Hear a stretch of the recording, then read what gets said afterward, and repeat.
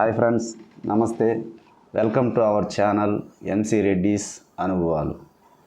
ఈరోజు నేను రాసిన ఒక కవితని చెప్పాలనుకుంటున్నాను. ఈ కవితకు నేపథ్యం ఏమిటంటే, కార్ల్ మార్క్స్ చెప్పిన మార్క్సిజం, పోతే రూసో రాసిన సోషల్ కాంట్రాక్ట్ అనే పుస్తకంలో సామాజిక ఒడంబడిక.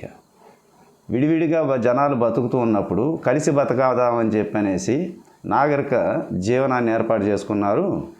కానీ ఇక్కడ తెలివైన వాళ్ళు మాత్రమే ఎదిగేశారని సామాజిక ఒడంబడికలు ఒక అంశం. ఈ రెండింటిని ఆధారంగా చేసుకుని నేను రాసిన కవిత. అమాయకపు మా పూర్వీకులు చేసుకున్న ఒప్పందానికి బలవుతున్నది మేమే.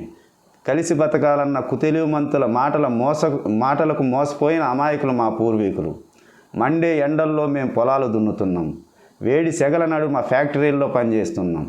మేము కట్టిన అంతస్తులకు అందని ఎత్తుల్లో ఎగిరే విమానాలను చూస్తున్నాం. మేము వేసిన రోడ్లపైన తిరిగి అందమైన కార్లను చూస్తున్నాం.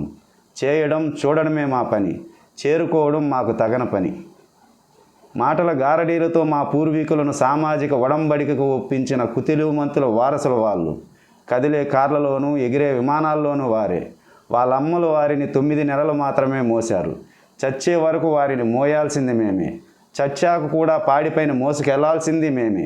మా శ్రమ పునాదిపై నిర్మించబడిన ఈ నాగరిక సమాజంలో మేము ఇంకా అనాగరికులం, భాగస్వాములం కాలేని దౌర్భాగ్యులం, దౌర్జన్యం చేయలేని దుర్బలులం.